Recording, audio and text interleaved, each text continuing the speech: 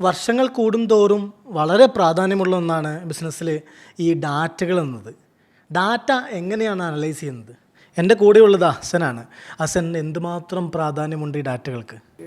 ഒട്ടുമിക്ക എല്ലാ സ്ഥാപനങ്ങളും, ചെറുകിട സ്ഥാപനങ്ങളടക്കം, SME സെഗ്മെൻറ്റുകളടക്കം എല്ലാവരും സോഫ്റ്റ്വെയർ ഉപയോഗിക്കുന്നവരാണ്. എല്ലാവരും ഏറ്റവും ചുരുങ്ങിയതൊരു POS മെഷീൻ ഉപയോഗിക്കുന്നവരാണ്.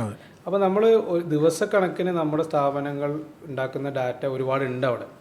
അപ്പോൾ നമ്മൾ സാധാരണ പറയും ഇപ്പോഴത്തെ കാലഘട്ടത്തിലെ ഗോൾഡ് എന്ന് പറയുന്ന ഡാറ്റയാണ്. ഡാറ്റ ഉള്ളവനാണ് പവർ ഉള്ളത്. അപ്പോൾ ഇതൊക്കെ പറയുമ്പോഴും നമ്മൾ പലപ്പോഴും ഈ ഡാറ്റ അനലൈസ് ചെയ്ത് നമ്മളെന്ത് ചെയ്യാനാ എന്ന് തോന്നും.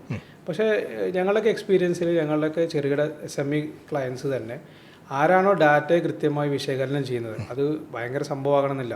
ഒരു സാധാരണ റെസ്റ്റോറൻറ്റ് നടത്തുന്ന ആൾ തന്നെ എത്ര പേര് അവിടെ വാക്കിന് വരുന്നു, എത്ര ഡെലിവറി പോകുന്നു, ഏത് സമയത്താണ് സീറ്റുകൾ ഒക്യുപ്പൈ ആവുന്നത്, ഇതുപോലുള്ള കാര്യങ്ങൾ ബേസിക്കായിട്ട് അവരുടെ അണ്ടർസ്റ്റാൻഡിങ്ങിലുണ്ടാവും.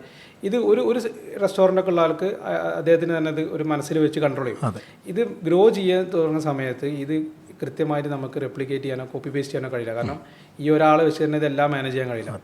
അവിടെയാണ് നമ്മൾ പറയുന്നത് എന്തായാലും നിങ്ങളുടെ സിസ്റ്റത്തിലൂടെയൊക്കെ വരുന്ന ഡാറ്റകളുണ്ട്. ഈ ഡാറ്റ നമ്മൾ എന്ത് ചെയ്യുക വെച്ചാൽ വളരെ ചിലവ് കുറഞ്ഞ ടൂളുകളൊക്കെ ഉപയോഗിച്ചുകൊണ്ട്, ഇപ്പോൾ മൈക്രോസോഫ്റ്റിന് തന്നെ ഞങ്ങൾ പാർട്ട്ണർ ചെയ്തിട്ടുള്ള മൈക്രോസോഫ്റ്റുമായിട്ട് പവർ BI എന്ന് പറയുന്ന ടൂളാണ്.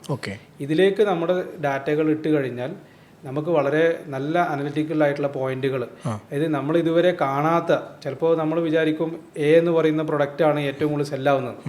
നമ്മൾ പ്ലെയിൻ സൈറ്റിൽ അങ്ങനെ ആയിരിക്കും. പക്ഷേ അനലൈസ് ചെയ്ത് നോക്കുമ്പോഴായിരിക്കും അതാണ് ഏറ്റവും കൂടുതൽ സെല്ല് ചെയ്യുന്നെങ്കിലും സ്ഥാപനത്തിന് ഏറ്റവും കൂടുതൽ ലാഭം തരുന്നതല്ല, വേറൊരു പ്രൊഡക്റ്റാണ്.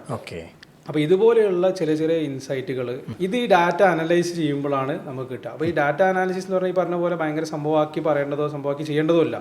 നമ്മുടെ സ്ഥാപനം എന്ത് സൈസാണോ ആ സൈസിനനുസരിച്ച് തന്നെ ഈ ഡാറ്റയെ കൃത്യമായി പഠിച്ച് ഡാറ്റ വിശകലനം ചെയ്ത് ആവശ്യമുള്ള ഡാറ്റ നമ്മൾ ഡാഷ്ബോർഡ് ഉണ്ടാക്കുക എന്ന് പറയും. നമ്മളെ കാറിൻ്റെ ഒക്കെ ഡാഷ് കണ്ടിട്ടില്ലേ? കാറിൻ്റെ ഡാഷ് ഓഫായി കഴിഞ്ഞാൽ നമ്മൾ എത്രത്തോളം ബ്ലൈൻഡാണ്. നമുക്ക് ഫ്യൂവൽ ഉണ്ടോയെന്ന് അറിയില്ല, നമുക്ക് ടയർ പ്രഷർ അറിയില്ല, നമുക്ക് സ്പീഡ് അറിയില്ല. ഇതേ സിസ്റ്റം തന്നെയാണ് ബിസിനസ്സിൻ്റെ ഡാഷ്ബോർഡിലൂടെ നമ്മൾ ചെയ്യുക. നിങ്ങൾക്ക് ആവശ്യമുള്ള ഡാറ്റ അവിടെ ആവശ്യമുള്ള രീതിയിൽ കാണിക്കുമ്പോൾ ഒരു ഉടമസ്ഥൻ എന്ന അർത്ഥത്തിൽ അദ്ദേഹത്തിന് അത് മാത്രം നോക്കിയാൽ ആവശ്യമുള്ള എല്ലാ റിപ്പോർട്ടുകളും ഒരു വിരൽത്തുമ്പിൽ മൊബൈലിൽ വരെ കിട്ടും. അപ്പോൾ അത് വെച്ചുകൊണ്ട് നമുക്ക് തീരുമാനിക്കാം എന്ത് ചെയ്യണം. ഓരോ മാസത്തെ കണക്ക് ഓരോ ദിവസത്തെ വരെ കിട്ടും.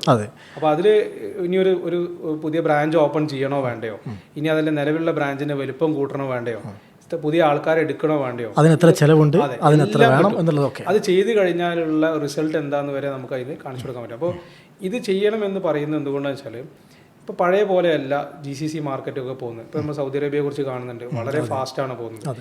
UAE ആദ്യമേ ഫാസ്റ്റിലാണ് പോകുന്നത്. അപ്പോൾ ഈ മാർക്കറ്റുകളിലൊക്കെ നിലനിൽക്കാനും സർവൈവ് ചെയ്യാനും ഗ്രോ ചെയ്യാനും എങ്ങനെയും നിലനിന്ന് പോകാനാണെങ്കിൽ എങ്ങനെയും പോകാം. പക്ഷേ ഒരു ഗ്രോത്ത് എന്ന് പറയുന്ന ഒരു ഫോക്കസ് ഉള്ള ആൾക്കാരാണെങ്കിൽ ഈ ഡാറ്റ അനലൈസ് ചെയ്ത് പോകുമ്പോൾ അവർക്ക് കുറച്ചും കൂടി സക്സസ് റേറ്റ് കൂടുതലാണ്. ഞങ്ങളുടെ എക്സ്പീരിയൻസ് ആണ്. ചെയ്യുന്ന ആൾക്കാരോട് ചോദിച്ചു കഴിഞ്ഞാൽ മനസ്സിലാവും.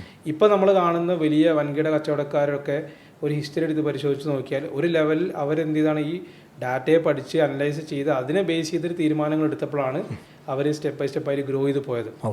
അപ്പോൾ നമ്മൾ പുറത്ത് കാണുമ്പോൾ ഇപ്പോൾ യൂസുഫ് അലി സാർ ആയാലും ഇവരൊക്കെ അവരുടെ സ്റ്റോറിയെ കുറിച്ച് പറയുമ്പോൾ ലക്കിനെ കുറിച്ചും ദൈവത്തിൻ്റെ അനുഗ്രഹത്തെക്കുറിച്ചൊക്കെ പറയുന്നതോടൊപ്പം തന്നെ ബാക്കിൽ അവരെടുത്ത ഹോംവർക്ക് ശരിക്കും ഭയങ്കര വലുതാണ്. അതിൽ വരുന്ന ഒരു ചെറിയ കാര്യമാണ് ഈ ഡാറ്റ അനലൈസ് ചെയ്തുകൊണ്ട് മുന്നോട്ട് പോകുക. ഇത്രയും സ്ഥാപനങ്ങളുടെ കൃത്യമായ കണക്കുകൾ അവരുടെ കയ്യിൽ കിട്ടുക എന്നുള്ളതാണ്.